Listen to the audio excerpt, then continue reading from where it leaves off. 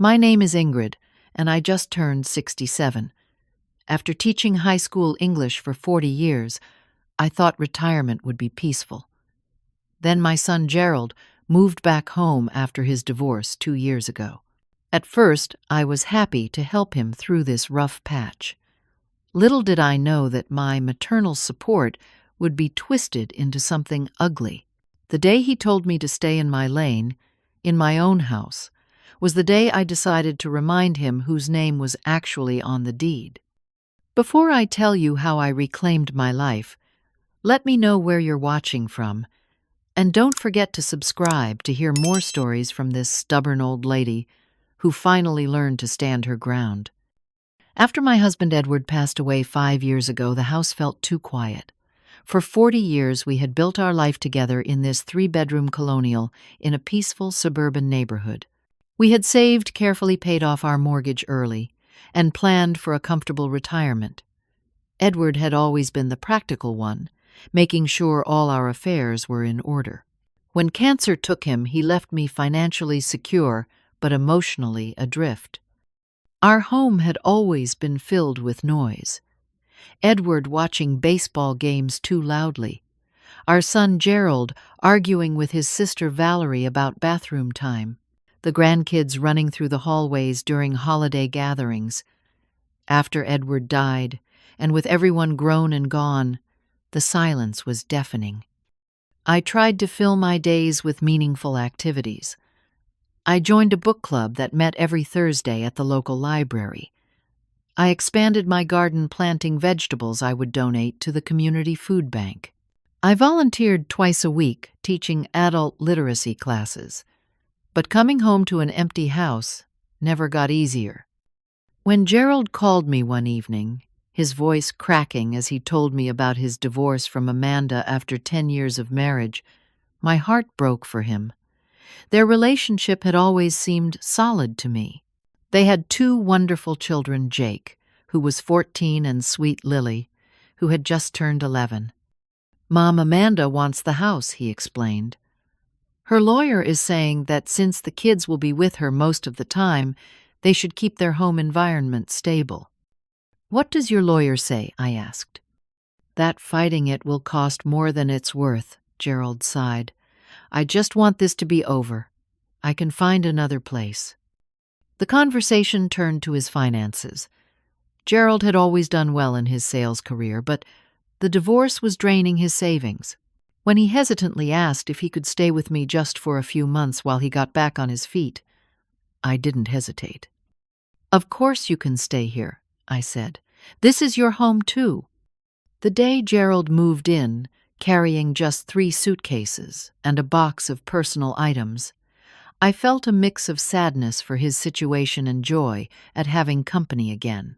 We agreed he would stay for about 6 months, while saving for his own place. Those first few weeks felt like a gift. We fell into an easy rhythm.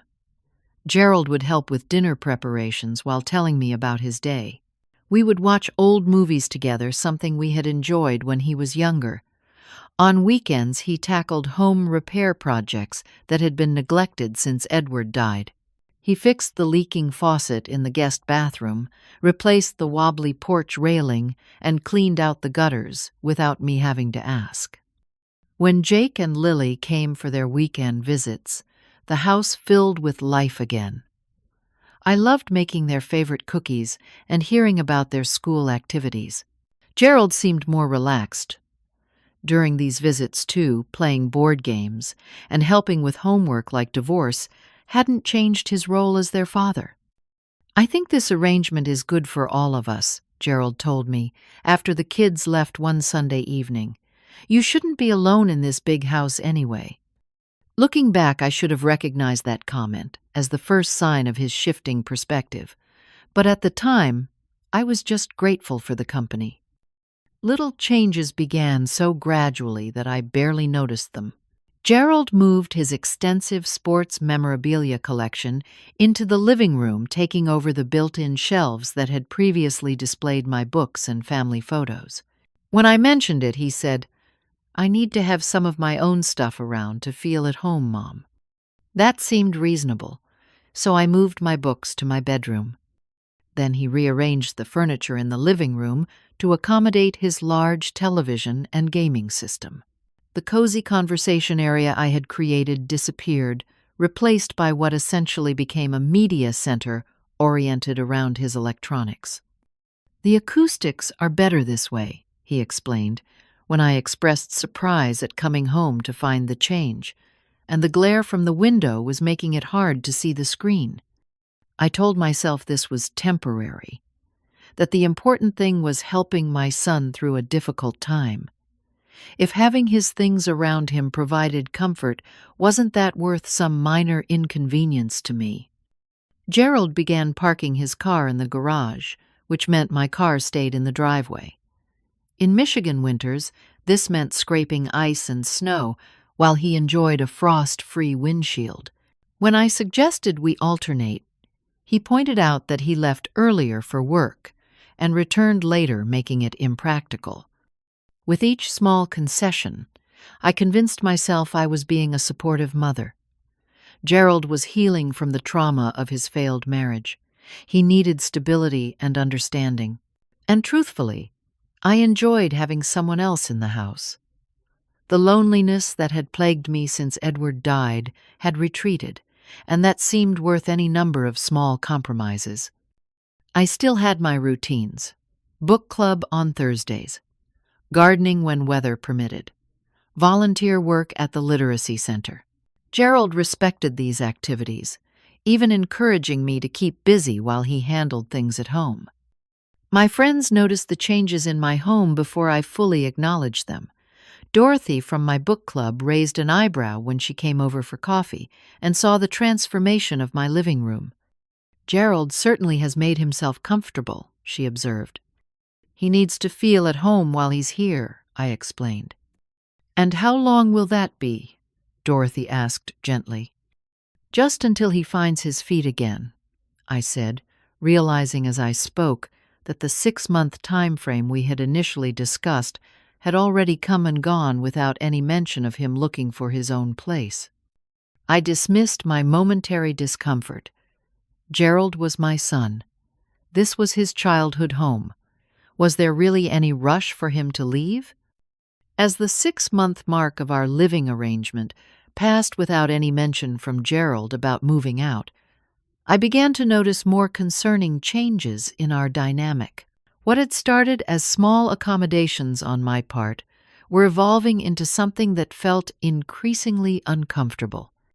One Saturday morning, I woke to the sound of power tools in the basement. Curious and a bit alarmed, I went downstairs to find Gerald and his friend Tony dismantling the storage shelves Edward had built years ago. In their place, they were installing a large entertainment center. "What are you doing?" I asked, still in my robe and slippers. Gerald barely looked up from measuring a piece of wood. "Converting this wasted space into something useful, a man cave. Tony helped design it. But those shelves hold all our holiday decorations and winter clothes," I pointed out. Gerald waved dismissively. "I moved all that stuff into the attic." "This makes more sense, Mom. The basement was just collecting dust."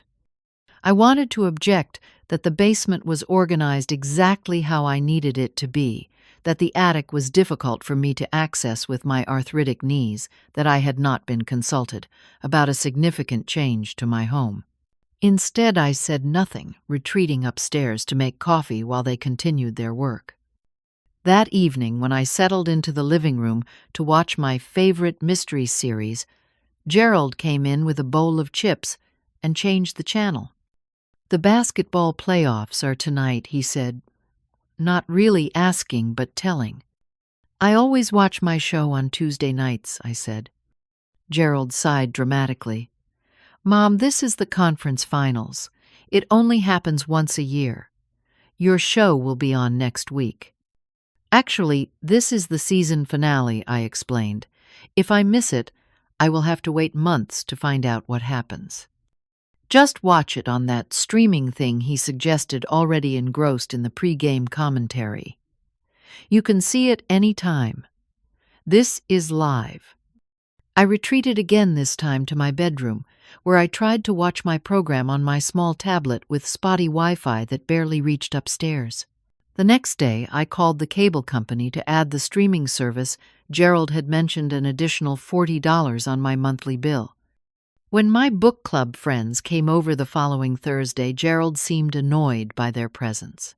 He hovered in the kitchen while we discussed our novel in the dining room, sighing loudly whenever our laughter rose above a certain level. "Ladies, do you mind keeping it down a bit?" he finally asked.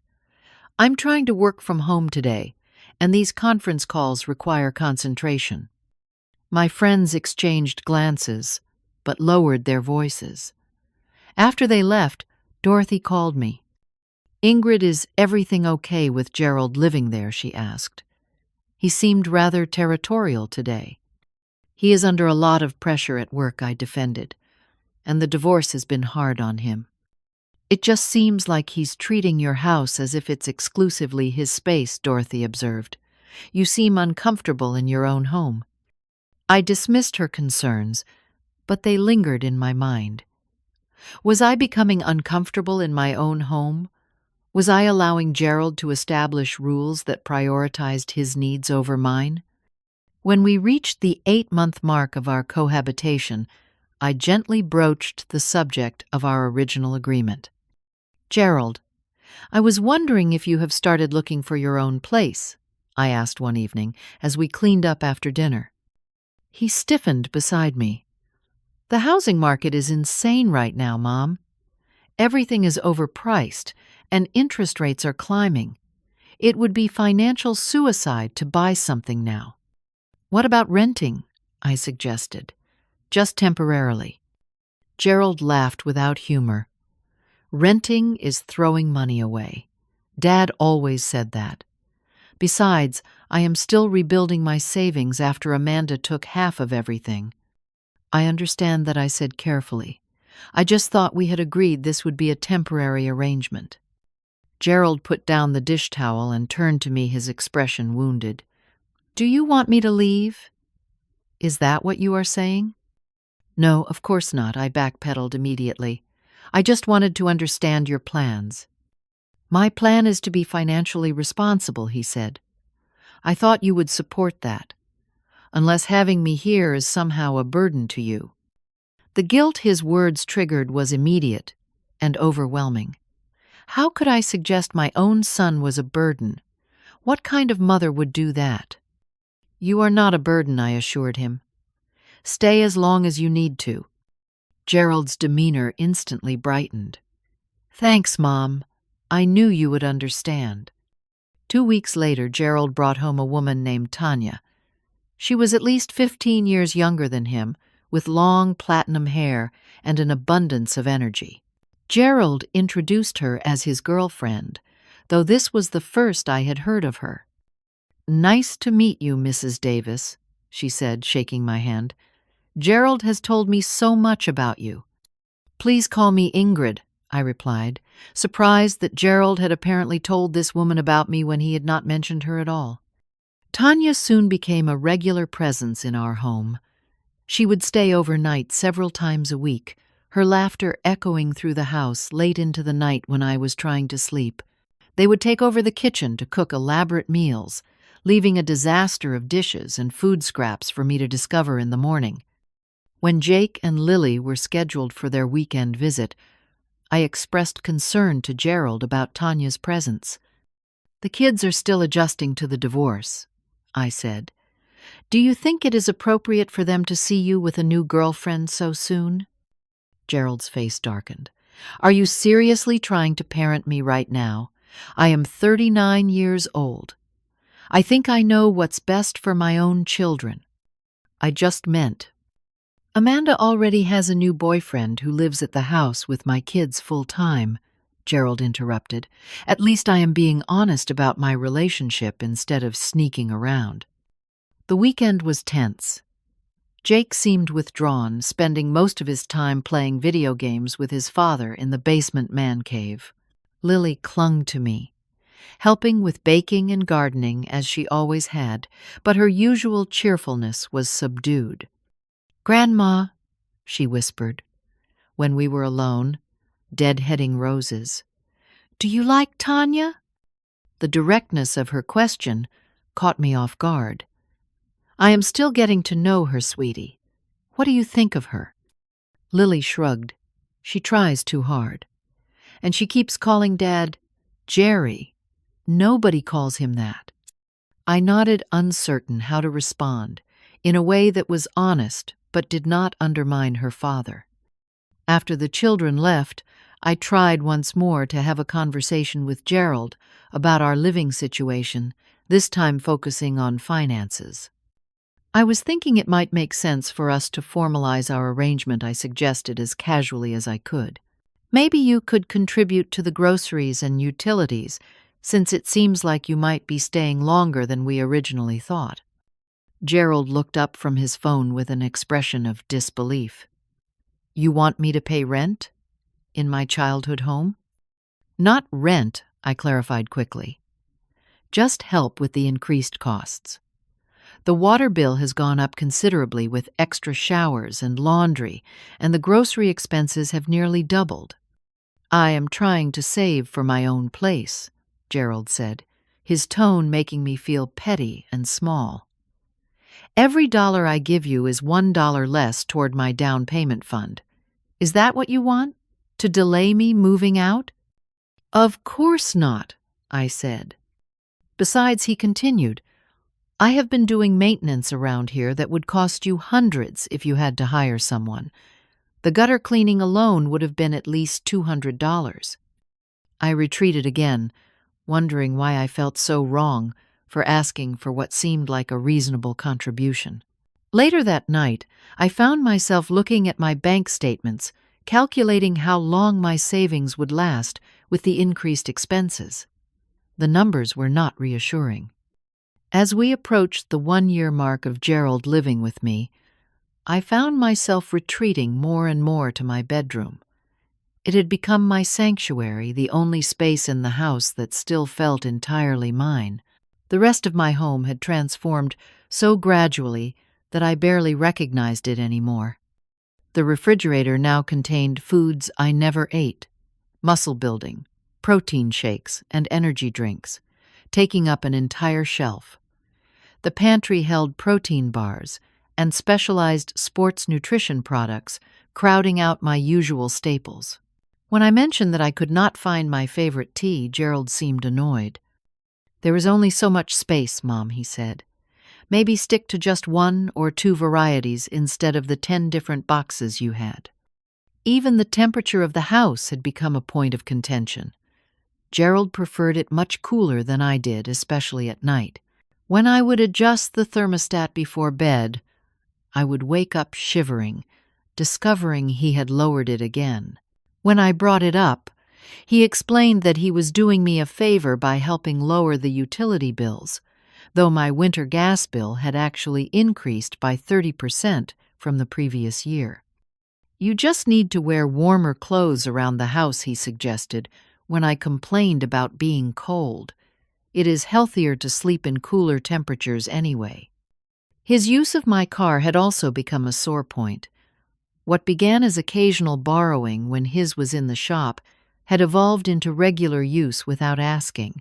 I would wake up to find my car gone, a text message, the only notification that he had taken it to meet clients or go to the gym. Often it would return with an empty gas tank or new mysterious stains on the seats. When I tried to set boundaries by asking him to please ask before using my car, he acted wounded.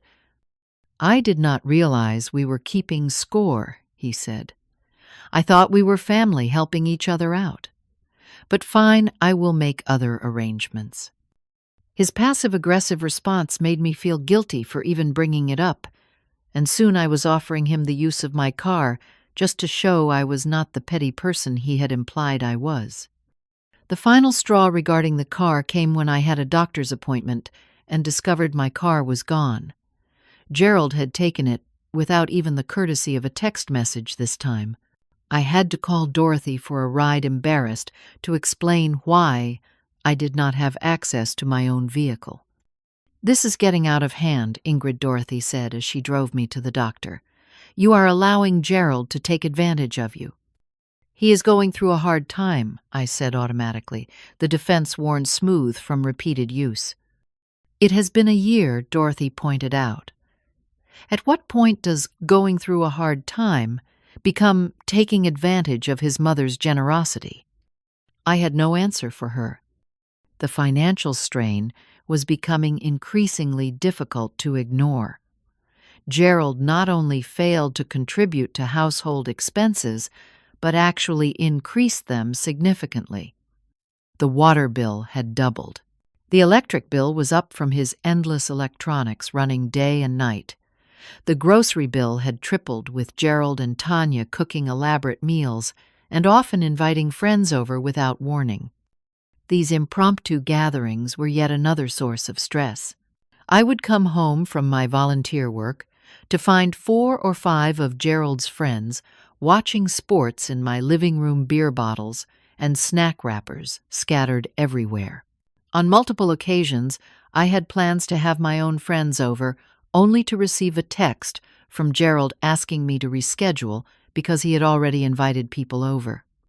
When I expressed frustration about a particularly messy gathering that had left wine stains on my carpet, Gerald dismissed my concerns. "The carpet is ancient anyway, Mom. We should really think about replacing it with hardwood like I have been suggesting. Much easier to keep clean." The "we" in his statement struck me. There was no "we" when it came to home improvements or financial decisions. It was my house, my money, my responsibility, yet Gerald spoke as if he had equal say in such matters.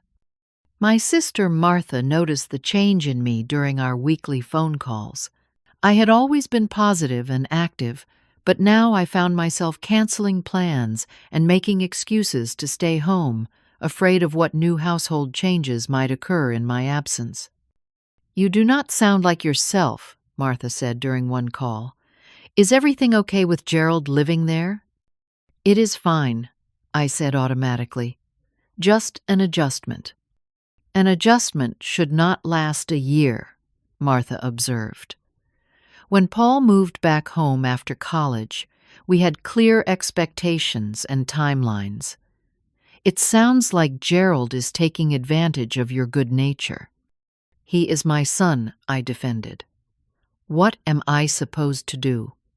Throw him out?" "No, but you could establish some boundaries," Martha suggested. "It is still your house, Ingrid." Was it, though? I was beginning to wonder.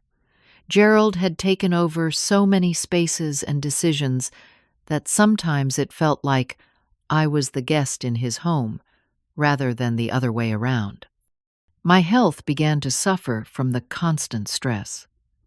I developed insomnia, lying awake, listening to Gerald and his friends in the basement, or Gerald and Tanya's late-night activities. My blood pressure, always perfectly normal at my checkups, was suddenly concerning enough that my doctor prescribed medication. "Have there been any major changes in your life recently?" Dr. Lewis asked during my appointment.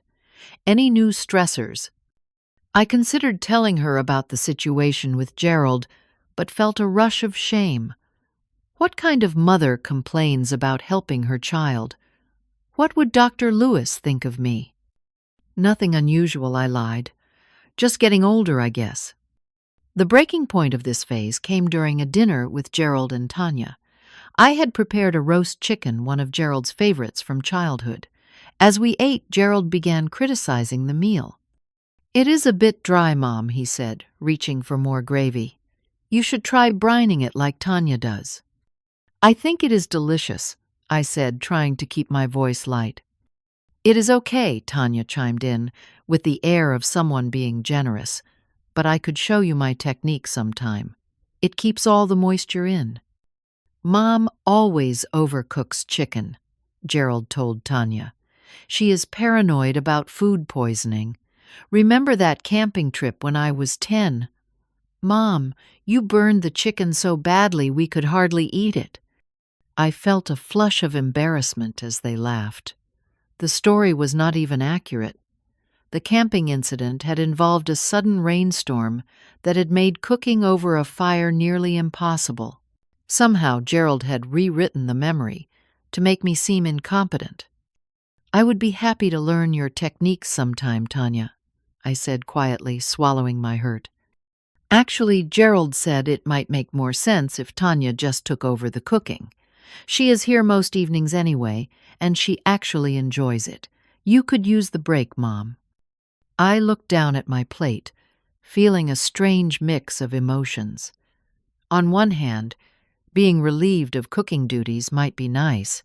On the other hand, it felt like one more piece of my role, my purpose in my own home, was being stripped away. That night, as I lay in bed staring at the ceiling, I realized with painful clarity that the power dynamic in my home had shifted completely. My son had gone from grateful guest to entitled ruler, and I had allowed it to happen one small concession at a time. My 67th birthday was approaching, and for weeks I had been planning a small celebration. Nothing extravagant, just my book club friends, my sister Martha and a few neighbors gathering for afternoon tea and cake in my garden.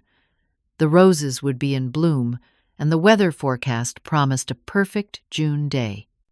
I had mentioned the plans to Gerald several times, reminding him of the date and asking if he would help set up the garden tables the evening before. Each time he had nodded vaguely, not really committing but not refusing either. 3 days before my birthday, I was finalizing the menu when Gerald came into the kitchen, looking apologetic. "Mom, I need to talk to you about Saturday," he began. "Yes. Could you help me move the garden furniture Friday night?" I asked. "Dorothy is bringing her famous lemon tarts, and Martha is coming early to help with the sandwiches." Gerald cleared his throat uncomfortably. "That is what I need to discuss. I sort of already made plans for Saturday. My poker buddies are coming over for our monthly game." I stared at him, certain I had misunderstood. "But that is my birthday gathering.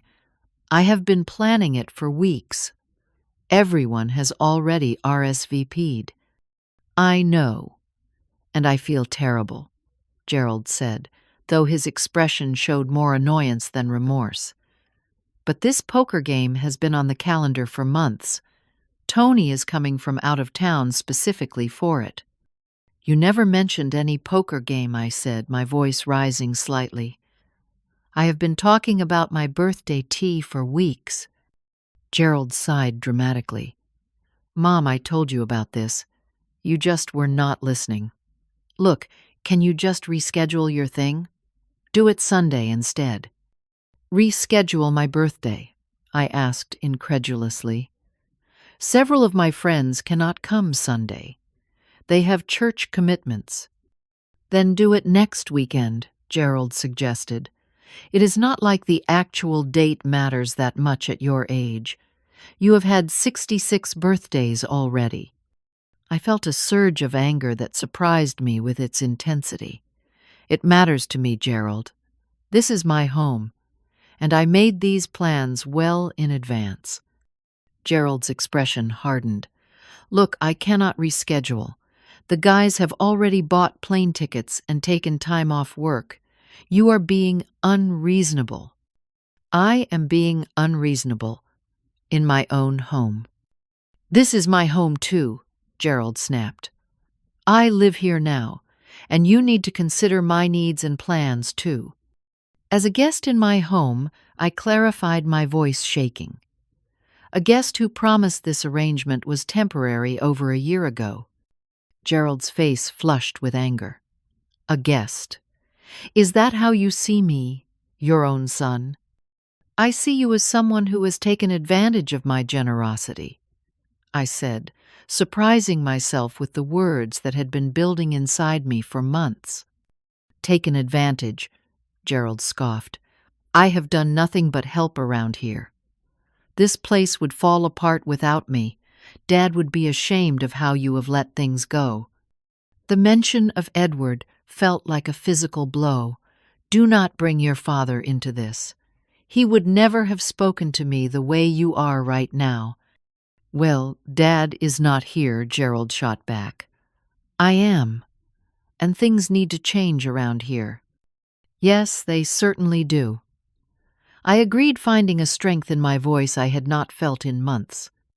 "This is my house now," Gerald declared, his voice rising. "My rules?"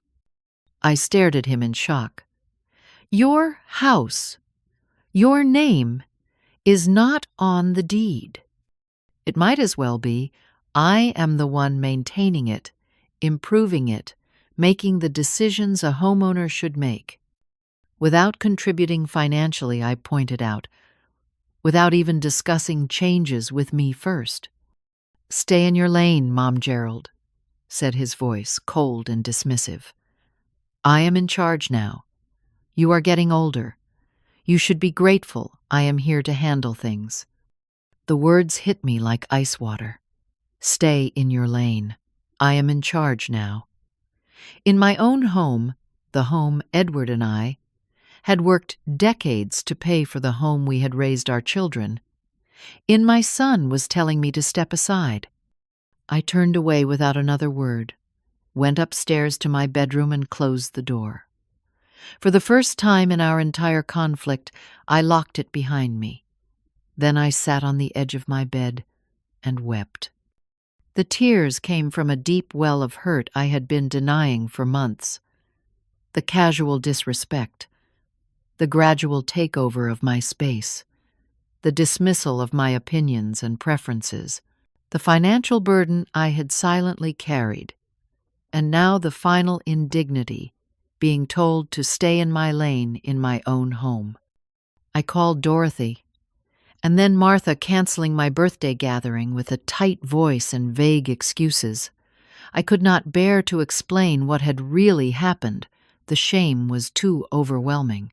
What kind of mother raised a son who would treat her this way? What kind of woman allowed herself to be pushed aside in her own home? On my birthday, I left the house early. Gerald was still sleeping, and I did not leave a note. I drove to a small diner on the outskirts of town and ordered a slice of pie with a single candle that the sympathetic waitress brought out when I explained it was my birthday. "Happy birthday, honey," she said kindly. "No one should eat birthday pie alone." I was halfway through my solitary celebration when Martha walked in. I had not told her where I would be, but she knew my habits, knew this diner was a favorite of mine and Edward's. "Ingrid," she said, sliding into the booth across from me, "what is going on? And do not tell me nothing, because I know better." The concern in her eyes broke something inside me. The whole story came pouring out, starting with Gerald's arrival and ending with his cruel words 2 days before. Martha listened, without interrupting her expression, growing increasingly troubled. "Why did you not tell me how bad things had gotten?" she finally asked. I stared down at the remains of my pie. I was ashamed. What kind of mother complains about helping her child? What kind of son treats his mother this way? Martha countered. "Ingrid, this has gone beyond helping Gerald. He has taken over your life, your home, and your peace of mind. I do not know what to do." I admitted, my voice small. "Yes, you do," Martha said firmly. "You are just afraid to do it." She was right. The thought of confronting Gerald, of asserting myself after a year of retreating, terrified me. What if it damaged our relationship permanently? What if he never spoke to me again? "Would that be worse than how things are now?" Martha asked when I voiced these fears. "He is not speaking to you with respect now. He is not treating you like someone he loves now." We talked for hours in that diner, long after my birthday pie was gone, and through multiple refills of coffee. Martha's tough love approach was exactly what I needed a mirror held up to show me how far I had strayed from self-respect. When I finally returned home that evening, the house was empty. A note on the refrigerator informed me that Gerald had taken my car to pick up his poker buddies from the airport. My car. Without asking, on my birthday. I went upstairs and sat at my vanity, looking at my reflection in the mirror. I barely recognized the woman staring back at me. When had I become this timid, uncertain person? When had I started accepting scraps of respect in my own home? I opened the drawer where I kept Edward's letters and photographs, searching for connection to the man who had loved and respected me for 43 years of marriage. Near the bottom, I found an envelope I had not opened since his funeral. For Ingrid, "When you need strength," was written on the outside in his neat handwriting. With trembling fingers I opened it and began to read. "My dearest Ingrid," Edward had written, "if you are reading this, I am gone, and you are facing something that has made you doubt your own strength. Let me remind you of who you are. You are the woman who put herself through college while working 2 jobs. You are the teacher who fought for resources for struggling students when no one else would. You are the mother who taught our children to be independent and brave. You are stronger than you know, wiser than you believe, and more capable than anyone gives you credit for, including yourself. Do not let grief, fear, or misplaced loyalty make you small. Stand tall, my love. Your backbone is made of steel, even when you forget it is there." Tears streamed down my face as I read his words, written when he knew he would not be there to support me through difficult times. Edward had seen my strength even when I forgot it existed. That night I cried myself to sleep, while Gerald and his friends played poker downstairs, their loud voices and laughter a stark counterpoint to my grief. But these tears were different from the helpless ones I had shed before. These tears were cleansing, washing away the doubt and fear, leaving behind a clarity I had not felt in months. By morning, I knew exactly what I needed to do. The day after my birthday, I called Frank Williams, the attorney who had handled Edward's will and our estate planning. His secretary seemed surprised to hear from me, but scheduled an appointment for the following morning. Frank's office was exactly as I remembered it, wood-paneled and smelling of leather-bound books and coffee. Frank himself had aged his hair whiter and thinner than the last time I had seen him, but his sharp eyes and direct manner had not changed. "Ingrid," he said warmly, rising to greet me, "it has been too long. What brings you in today?" I explained the situation with Gerald as factually as I could, leaving out the emotional details and focusing on the practical aspects. Frank listened attentively, occasionally making notes. "So you want to know your legal options regarding your son living in your home," he summarized when I finished. "Yes," I said, relieved he had understood without judgment. "I need to regain control, but I want to do it properly." Frank leaned back in his chair. "The legal situation is straightforward. The house is solely in your name. Edward left everything to you. Gerald has no legal claim to the property whatsoever. What about the improvements he has made? He seems to think that gives him some rights." Frank shook his head. "Improvements made without a formal agreement do not confer ownership rights. Has he contributed financially to the mortgage, taxes, or insurance?" "No," I said. "The mortgage was paid off years ago, and I have covered all expenses." "Then legally, he is a tenant at will, even without a formal rental agreement. You have the right to establish terms for his continued residency, or to ask him to leave." "And if he refuses to leave?" I asked, voicing my deepest fear. "Then we would proceed with a formal eviction process," Frank said. "But let's hope it doesn't come to that. Family evictions are emotionally difficult for everyone involved." Frank advised me to gather all relevant documents, including the property deed, tax records, utility bills, and any evidence of our original agreement about the temporary nature of the arrangement. He also suggested I document any damage to the property or my belongings. Not for legal purposes necessarily, he explained, but to help you maintain clarity if emotions run high during your conversation with Gerald. Before I left, Frank gave me one more piece of advice. Document everything from now on, Ingrid. Keep a journal of interactions. Take photos if needed. Save text messages and emails. I hope this resolves amicably, but if it doesn't, documentation will be crucial. I left Frank's office feeling both nervous and empowered. I had options. I had rights. I was still the legal owner of my home regardless of how Gerald had made me feel. My next stop was the bank where Edward and I had always done business. I needed to understand exactly where I stood financially and ensure Gerald did not have access to any of my accounts. The customer service representative, a young woman named Amy, was discreet and helpful. "I see that Gerald is still listed as a signatory on your checking account," she noted, reviewing my information. "Would you like to change that?" I was shocked. I had completely forgotten that years ago when I had broken my hip, I had temporarily added Gerald to my account so he could help pay bills during my recovery.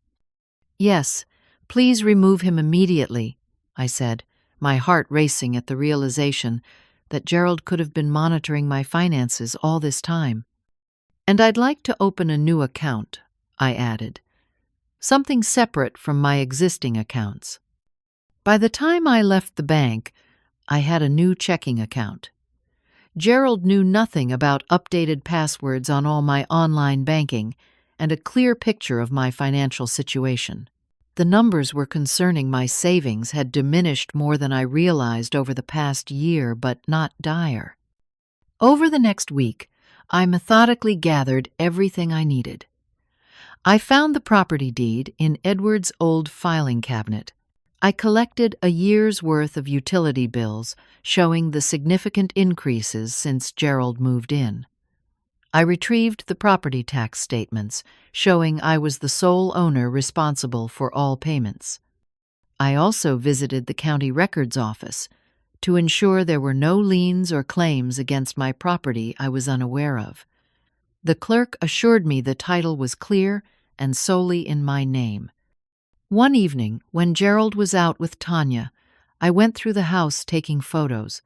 The basement man cave that had once been my organized storage area, the garage now filled with Gerald's tools and sporting equipment, while my gardening supplies sat exposed to the elements on the back porch. The kitchen cabinets reorganized to accommodate Gerald's protein powders and supplements. I also documented the physical condition of the house. The water damage on the ceiling from when Gerald had attempted to fix a bathroom leak, himself the stained carpet from his poker nights, the broken tile in the entryway where he had dropped a weight from his home gym equipment. Martha came over to help me organize everything into a binder. "You're building quite a case," she observed, as we labeled dividers and inserted documents into plastic sleeves. "I hope I don't need it," I said. "I hope Gerald will be reasonable." Martha gave me a skeptical look. "Hope for the best, prepare for the worst." That's what Edward always said. She was right. Edward had been an optimist, but also practical. He would have approached this situation with hope for reconciliation, but a solid backup plan. While gathering my documentation, I also researched affordable housing options in our area. I found several apartment complexes with immediate availability and reasonable rents. I printed out information on 3 of them, places that would allow Gerald to maintain his standard of living without breaking his budget. I even spoke privately with Jake and Lily when they came for their weekend visit, not telling them specifics, but gently preparing them for potential changes. "Grandma, are you and Dad fighting?" Lily asked perceptively, when Gerald was out picking up pizza. "We're having some grown-up discussions about living arrangements," I said carefully. "But no matter what happens, we both love you very much, and you'll always have a place in my home." "Dad's been kind of weird lately," Jake offered unexpectedly, like super controlling about everything. "Mom says he's always been that way, but I never noticed it before." His comment gave me pause. Had Gerald always had these tendencies, and I'd been blind to them, or had the divorce changed him in fundamental ways? As my preparation continued, I reconnected with friends I had been neglecting. Dorothy and my other book club members welcomed me back warmly, offering support without judgment when I finally explained the situation. "We've been worried about you," Dorothy admitted. "You haven't been yourself for months." "I'm finding myself again," I told her, and I meant it. With each step I took to reclaim my life and prepare for the confrontation with Gerald, I felt my confidence growing. Martha helped me rehearse what I would say, playing the role of Gerald and throwing the worst possible responses at me so I could practice staying calm and firm. "You need to be prepared for emotional manipulation," she warned. "He's going to try to make you feel guilty. He's going to bring up your role as his mother. He might even threaten to keep the grandkids away." The thought made my stomach clench, but I nodded. I need to be ready for anything. The final piece fell into place when I visited my doctor for a follow-up appointment about my blood pressure. "It's significantly improved," Dr. Lewis noted, reviewing my numbers. "Have you been taking the medication regularly?" "Yes," I said, "and I've been making some changes in my life to reduce stress." Dr. Lewis smiled. "Whatever you're doing, keep it up. Your numbers haven't been this good in over a year." The medical confirmation that the stress of my living situation had been affecting my physical health strengthened my resolve. The final straw that pushed me from preparation to action came when I discovered Gerald had been intercepting my mail. I was expecting an insurance reimbursement check that never arrived.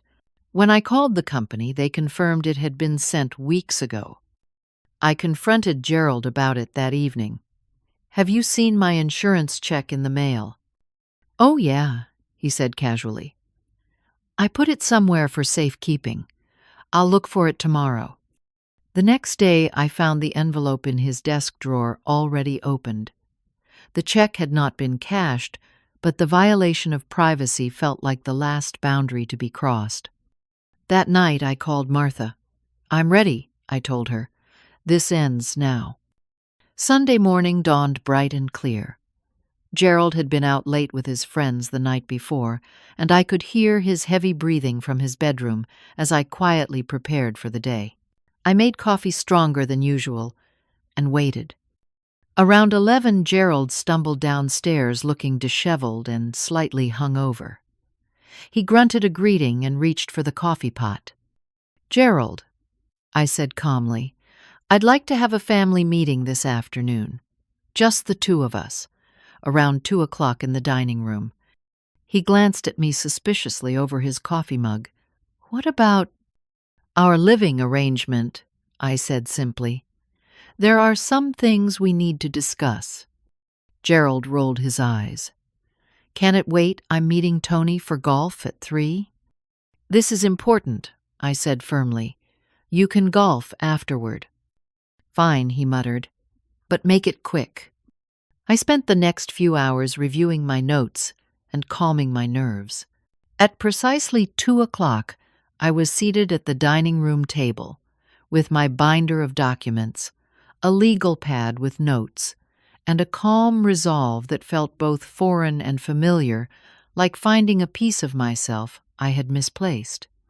Gerald sauntered in 15 minutes late, dressed for golf, and checking his watch pointedly. "So, what's this about, Mom? I need to leave soon." "Please sit down," I said, gesturing to the chair across from me. "This will take as long as it needs to take." Something in my tone must have registered because he sat without further comment, though his body language radiated impatience. "Gerald," I began, "it's been over a year since you moved in. What was meant to be a temporary arrangement to help you through a difficult time has become something else entirely, something unhealthy for both of us." "Here we go again," Gerald sighed dramatically. "If you're going to ask about my timeline for moving out, I've told you the market is terrible right now." "I'm not asking," I said firmly. "I'm telling you that things need to change, and I'm prepared to enforce those changes if necessary." That got his attention. His posture straightened and his eyes narrowed. "Enforce? What does that mean?" Without breaking eye contact, I opened my binder and took out the first document, sliding it across the table to him. It was the deed to the house with my name clearly listed as the sole owner. "This is my house, Gerald. Not yours, mine." Before he could respond, I placed the property tax statement beside the deed. "I pay the taxes." Next came the insurance documents.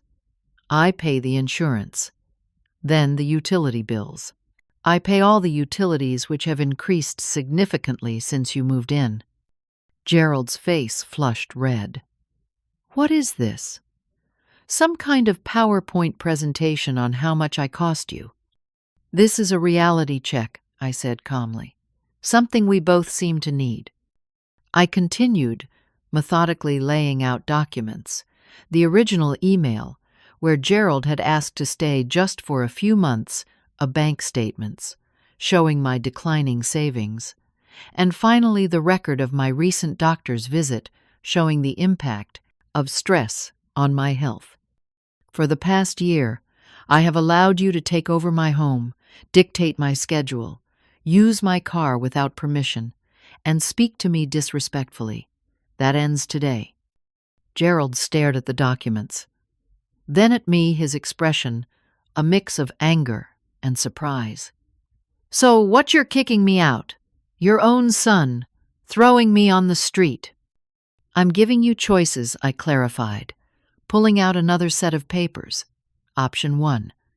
You can continue living here under a formal agreement with clear terms."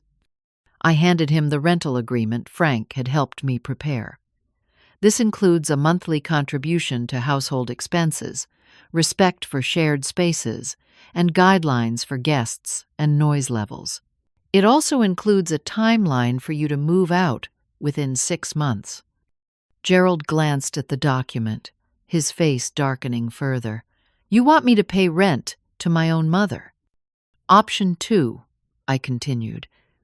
As if he hadn't spoken, "You can move out now. I've researched several apartments in your price range." I slid the apartment listings toward him. "All have immediate availability and are in good neighborhoods close to your office." Gerald pushed the papers away. "This is unbelievable. After everything I've done for this house for you?" "What exactly have you done for me, Gerald?" I asked quietly. "You've taken over my space, increased my expenses, borrowed my car without permission, and told me to stay in my lane in my own home." "I've maintained this place," he shouted. Standing up so abruptly, his chair fell backward. "I've fixed things, improved things. This house would fall apart without me." "This house was standing for 40 years before you moved back in," I reminded him. "And any improvements you made were not requested by me and do not give you ownership rights." I checked with my attorney. The mention of an attorney seemed to stun him momentarily. "You talked to a lawyer about me?" "I did," I confirmed. "Just as I've documented everything else." I turned the binder around to show him the photos of the changes to the house, the damages, the reorganization I had never consented to. "This is how you treat family." Gerald's voice had taken on a wounded tone I recognized as the beginning of his emotional manipulation. "After everything you raised me to believe about supporting each other, Supporting each other is not the same as enabling disrespect, I said firmly. I will always be your mother, and I will always love you, but I will no longer allow you to treat me as a guest in my own home. Gerald paced the room, his face cycling through emotions, anger, disbelief, calculation, and finally, a settling into righteous indignation. Fine. I'll leave right now. Tony will let me stay with him until I figure things out. He stormed toward the front door, grabbing my car keys from the hook by the entryway. Those are my keys, Gerald, I said, following him calmly. I need to get my stuff from Tony's house, he snapped. I'll bring your precious car back later. I walked to the door and blocked it, surprising both of us with my boldness. From my pocket, I pulled the car title I had also retrieved from Edward's files. My car, my keys, I said quietly but firmly. My house, my rules. Gerald stared at me, and for the first time since this confrontation began, I saw something shift in his eyes. Not just anger or entitlement, but a flicker of something else. Recognition, perhaps, or respect. The keys dangled from his hand for a long moment before he slowly, reluctantly placed them back on the hook. How am I supposed to get my stuff? He asked, his voice suddenly sounding younger, almost like the boy I remembered raising. You can call a rideshare, I suggested, or I can drive you, but I'll be keeping my keys with me. Gerald's shoulders sagged slightly. This isn't fair, Mom. Neither was telling me to stay in my lane in the home I've owned for decades, I replied. Neither was taking my car without permission. Neither was dismissing my birthday plans for your poker game. A heavy silence fell between us. Gerald looked at the rental agreement still lying on the dining table, then at me. Can I have some time to think about this? He finally asked, his tone less combative than before. You can have until tomorrow, I said, but one way or another things are changing. I've already changed the Wi-Fi password and the streaming service logins. I've removed you from my bank accounts, and I'm prepared to change the locks if necessary. Gerald's eyes widened slightly at this evidence of my thoroughness. You're serious about this? Completely serious, I confirmed. I love you, Gerald, but I love myself too, and I deserve better than how you've been treating me. He didn't respond to that, just nodded slightly, and walked back to his room, closing the door behind him. I remained standing in the entryway, my heart pounding but my mind clear. For the first time in over a year, I felt like myself again, like Ingrid. Not just Gerald's mother or Edward's widow, but a woman with her own rights, her own boundaries, and her own power. Whatever happened next, I knew I would handle it on my terms. The days following our confrontation were tense. Gerald moved through the house like a ghost, avoiding me when possible, and responding with minimal words when avoidance wasn't an option. He spent most of his time in his room, or out of the house entirely. I tried not to take his cold treatment personally, reminding myself that this was a natural reaction to having boundaries enforced after so long without them. I maintained my normal routines, refusing to be chased out of my own spaces any longer. I cooked meals in my kitchen, watched my shows in my living room, and tended to my garden without apology. When Gerald came home to find me occupying areas he had previously claimed as his territory, he would hesitate in doorways, then retreat without comment. On the third day, I found the rental agreement on the kitchen counter unsigned, but clearly read. On the fifth day, I discovered him researching apartments on his laptop. Small signs of progress, but meaningful ones. After 2 weeks of this Cold War, I came home from my volunteer work to find Gerald sitting at the kitchen table, looking unusually somber. "Mom," he said, as I set down my purse, "can we talk?" "Of course," I replied, taking the seat across from him. Gerald stared at his hands for a long moment before speaking. I've been doing a lot of thinking and talking to my therapist. This was news to me. I hadn't known Gerald was seeing a therapist, but I felt a surge of hope at the revelation. The thing is, he continued, I didn't realize how I was treating you. Or maybe I did, but I justified it because... He paused, seeming to struggle with the words. Because I was angry about the divorce, about losing my house, about everything falling apart. And instead of dealing with that anger, I took it out on you. I understand anger and grief can change us, I said carefully. But understanding, why doesn't make the behavior acceptable? I know that now. Gerald nodded. Dr. Winters helped me see that I've been using you as a safe target because I knew you wouldn't fight back. At least I thought you wouldn't. A small smile touched my lips. I surprised both of us, I think. You did, Gerald admitted. And you were right to do it. He took a deep breath. I'm sorry, Mom. Truly sorry for how I've treated you, for taking advantage of your kindness, for disrespecting you in your own home.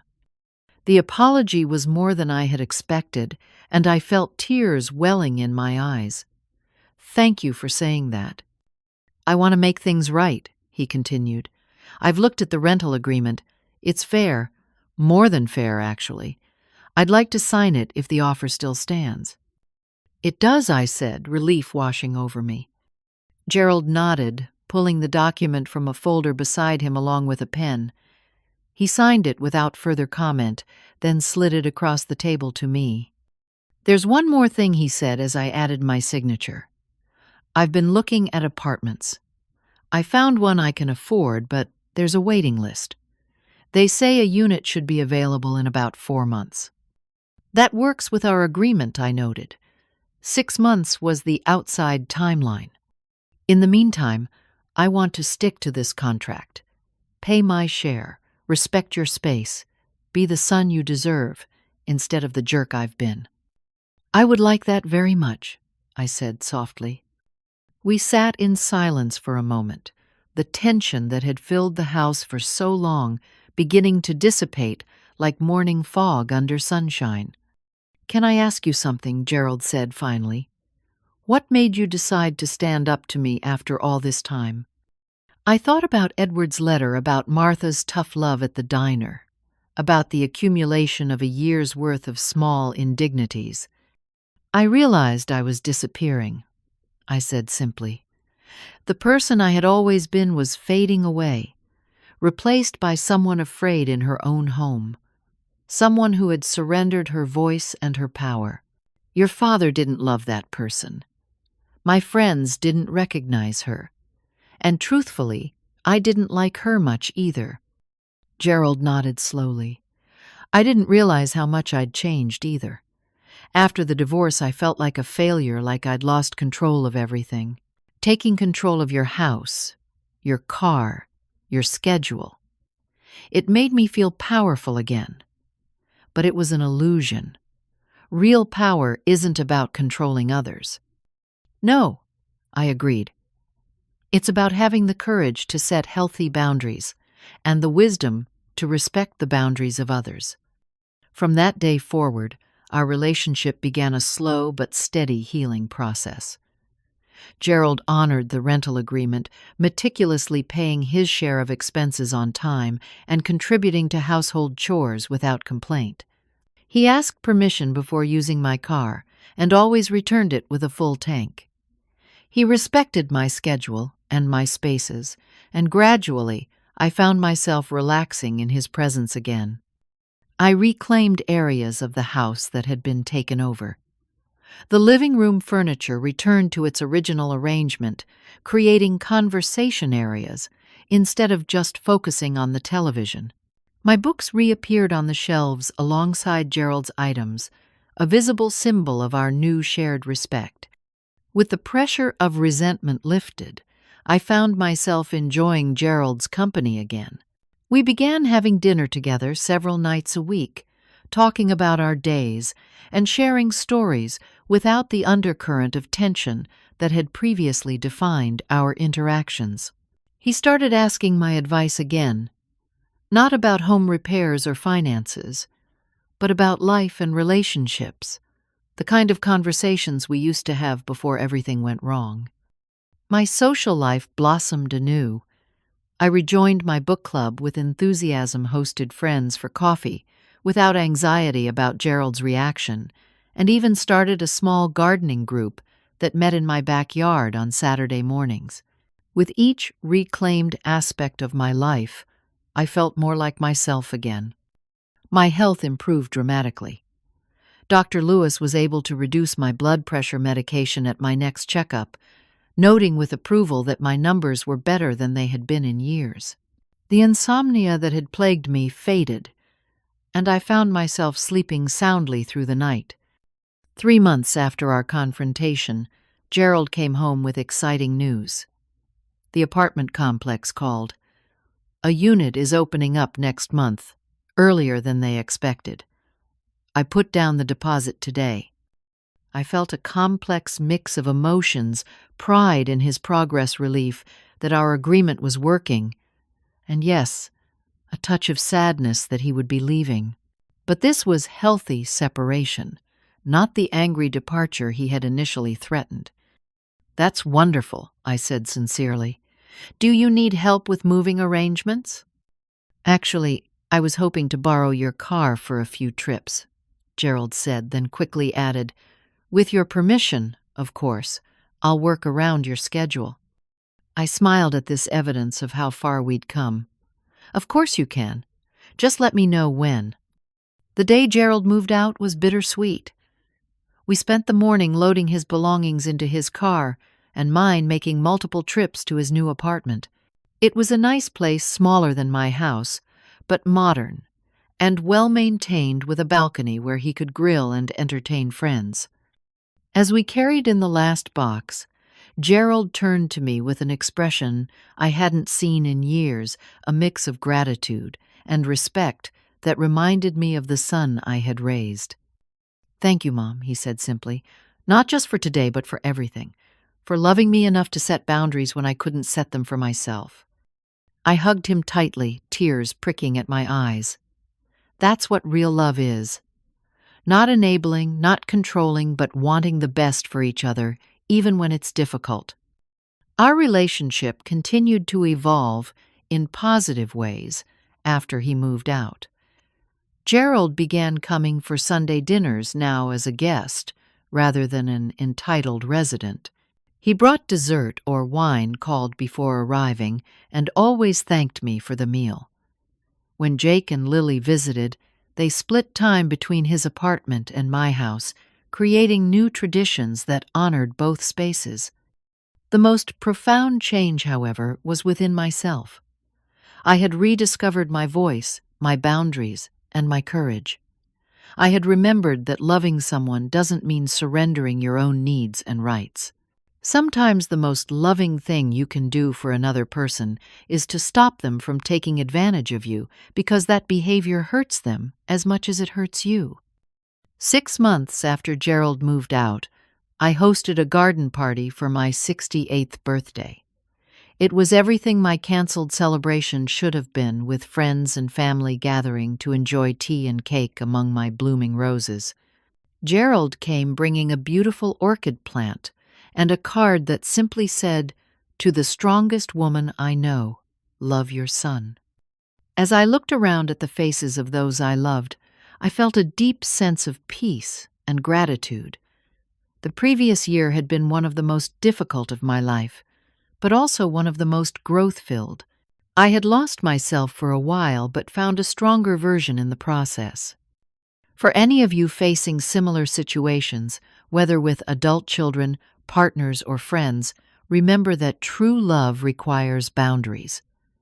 Enabling bad behavior isn't kindness, it's surrender. You deserve respect in your own space, in your own life. And it's never too late to stand up and say, "My house, my rules." If my story resonated with you today, please hit that subscribe button and share with anyone who might need to hear this message. Drop a comment below about a time when you had to establish boundaries with someone you love, or ask any questions you might have. I read every comment and would love to hear your stories too. Thank you for spending this time with me, and remember, it's never too late to reclaim your power and your peace. Until next time, take care of yourselves and each other.